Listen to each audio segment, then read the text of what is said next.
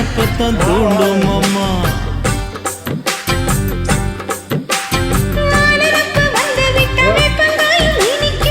நினப்பு போய்விட்டா செங்கரும்பும் கசக்கும்.